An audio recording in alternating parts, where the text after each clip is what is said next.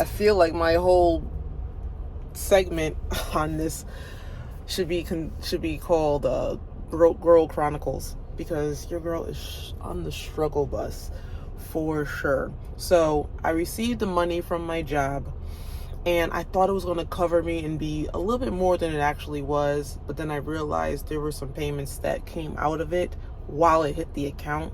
So great. So I was like $300 low. And then come to find out, I'm over here trying to do work, I'm vlogging and I'm trying to edit as I go. And then I'm realizing, oh, my laptop's not charging. Okay, totally fine. Maybe it's the place that I'm at, because the last thing I want to consider is that I have to replace something for the laptop. So I'm like, it's the location. It's the power source here. It's everything. No, it's my laptop. The power cord sucks. Like it's a mess. It's a hot ass mess. Like, and it I don't remember when this happened, but that happened. But it's all mangled up and it's discolored. I mean, I've had it for a while. Like, my laptop itself is not old. It's like 4 years old. Maybe that's considered old, but I take really good care of my technology. But these power cords, I don't know why they're so flimsy. Like, I don't know why I feel like I've replaced the power cords so much more after getting this newer laptop. Super annoying. But I was able to get a friend to pick me up from the airport, because it was a combination of this, and this is the Broke Girl Chronicles. It was a combination of me paying for my lift from the airport to the house or buying the power cord. Why are we on the struggle bus right now? Also, I went to a lot of restaurants in Florida, Miami Beach, and for the most part, every restaurant that I went to said that it's weirdly slow. Come back and apply middle to the end of November. No one's coming back a month later to apply for jobs that may not be busy. Like, that's not what we're doing. But I did go to an interview for 2 sales jobs. One I was very questionable about, because I didn't get a good vibe from the interviewer and the environment itself. And as I was sitting in the waiting room, a guy was walking out complaining that the job wasn't what he thought it was going to be, and the lady at the front desk just wasn't as professional as I thought she should have been. Not like dealing with that person, but like just when I entered the door, she acted like she did not know where she was at. Like, why am I walking into your establishment and I look like I know more about what's going on here than you?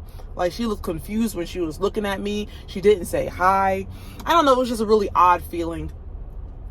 But the second place that I went to for my interview was way better. Like, extremely better. Like, I got greeted at the door. Everybody was dressed professionally. Everybody looked like they were making money. Just first impressions, it looked like a place where people were making money. And then from the initial interview, when it was like the group setting, they were just giving me all the things that I wanted to hear. Like, you can make this amount of money. On the low end, you can make this amount of money. On the high end, you can make this. You can even exceed the high end. If you get trained really well and you work 5 to 6 months, everything could be great for you. You just have to dedicate 5 to 6 months. And I'm like, okay. And the numbers that they were throwing out there was crazy. And so, whether it's true or not, I want to be in that. Like, I really want to change my life. Like, clearly the things that I've been taught since starting the restaurant industry have not really benefited me in any way currently. There was a time where restaurant industry work was actually beneficial for me. Like, really beneficial. I was making money, didn't really have to think too much. Like, bills were paid. I was able to pay car payments. Like, I really was not struggling as hard as I am now. Like, right now I'm struggling because if I get a job, I can't get a car in an apartment. I have to get either a car or an apartment because I can't pay for both. Also, when I go back to Connecticut and then decide to come back, I don't know for sure if I have a job down here. So I'm gonna be struggling on the struggle bus again, because I might have to put myself into a shelter, Like, this is the the situation. Because initially I wanted to pay for an Airbnb for the month, which still might be a thing I might be able to do if they add Klarna back onto Airbnb, which is the payment plan option. But if they don't, I definitely have to consider a shelter situation. I'm going to be coming down with 2 suitcases. I need to be able to have my stuff protected.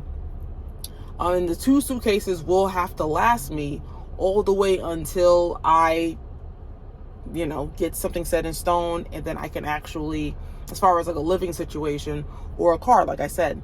But the 2 suitcases are going to last me until I start to make big money, and then I can bring all of my stuff from Connecticut. But that's basically the situation right now.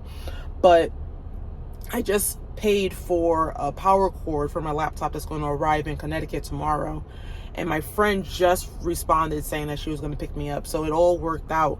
But Broke Girl Chronicles, why is it so hard?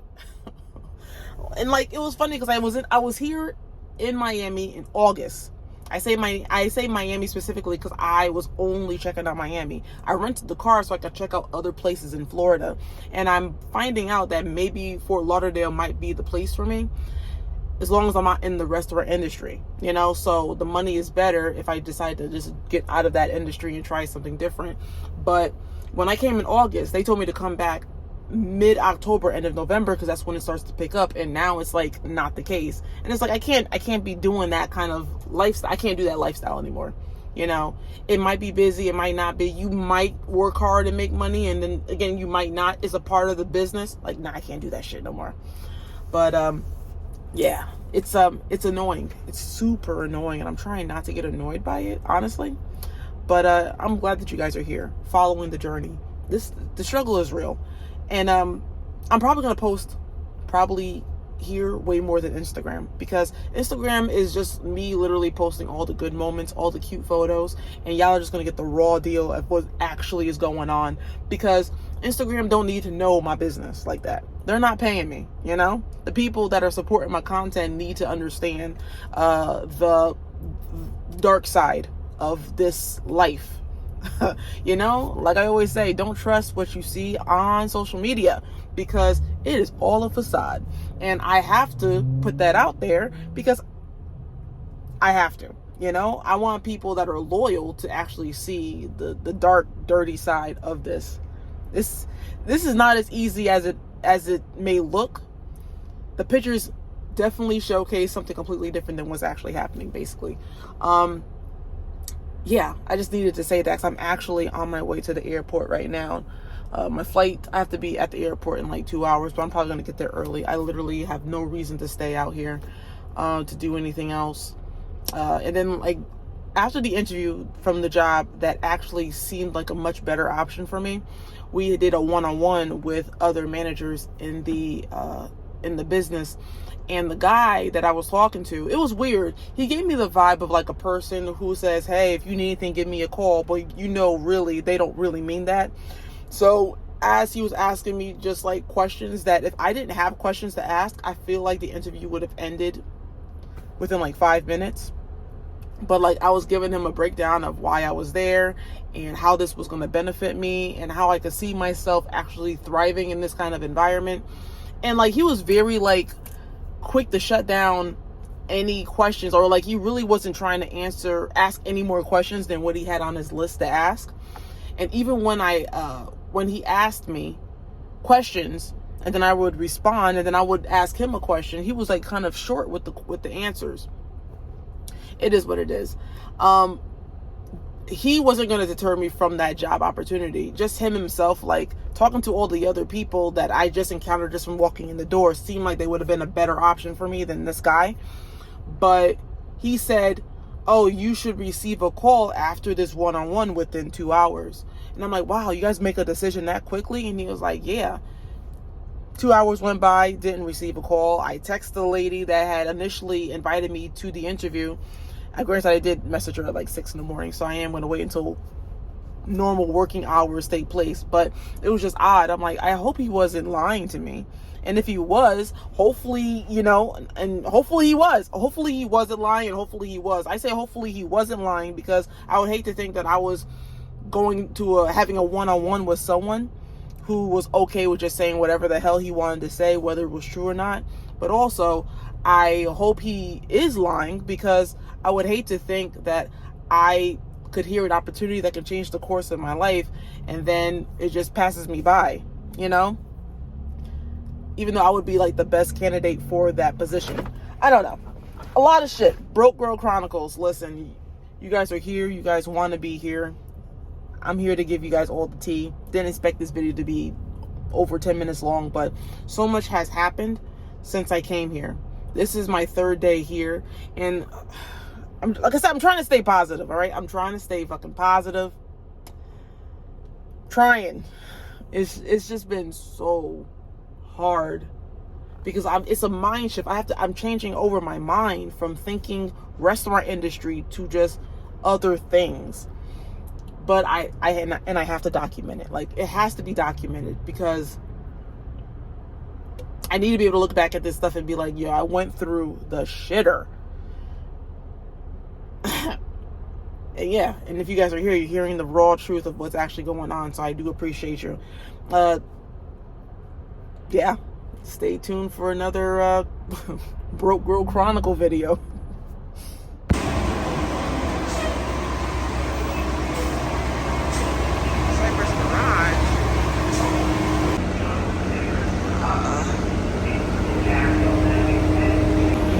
I'm sure it's going to get full in a minute, but I'm currently the only one up here, so great. Awesome. Speaking of struggle, look at this shit. Literally just happened. God damn it. So I got out. I was told to go to Terminal 4. I didn't see a Velo. I go up to a guy. He's supposed to have the answers to questions that I have. I said, hey, a Velo, is that in Terminal 4 or Terminal 3? And he says, I don't know. It could be in 2 or 3 or 4. You gotta check. Why are people getting jobs? People are actually giving that man money to say a thing. But I could have just done it on my own.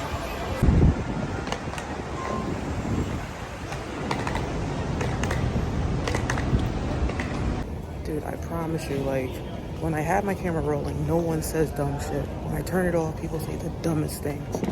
I can't with people today. I'll talk about it when I sit down and get this broken suitcase out of my hand. So the situation outside, dumb as hell. I go inside and I see a cop. I'm thinking, you know what? Easy. There should not be any issues. I'm talking to a cop and they should know things. I go up to him and I say, I can't find a Velo. And the Velo is a very tiny airline, so it's not that easy to find. And it's easy to mistake it for being somewhere else that it's not. So I go up to the cop and I'm like, am I in the right area for a Velo? He's like, yeah, you just go over there and it's going to be on the other side. I'm like, oh, that's awesome. He could have just left it at that, but he didn't. He said, but there might not be anybody over there because they normally don't come until it's like 2 hours before flight. And I'm like, oh no, that sucks. And at that time that he said that, I didn't look at my clock. I'm just assuming that he knows what the fuck he's talking about. And so and I said, oh my God, that's crazy. I'm like, really? So no one could be over there so I can just check my bag in? And he was like, no, it's probably gonna be no one over there. Because there's no point of them coming if you're not that close to like the 2 hour mark to leave. Then I looked at my clock and I'm like, sir, my flight leaves at 11:30 and it's 9:18 right now. He's like, oh, well, then of course they're going to be there. I was like, sir, you could have just kept your goddamn mouth shut. Like, no one needed all that information coming out of your mouth. Also, it doesn't help anything that when I walked up to him, he was on his phone. Like, everybody here was on their goddamn phone as I'm on my phone. But I mean, like, everybody's texting when they should be working. So annoying. I have no hope for humanity.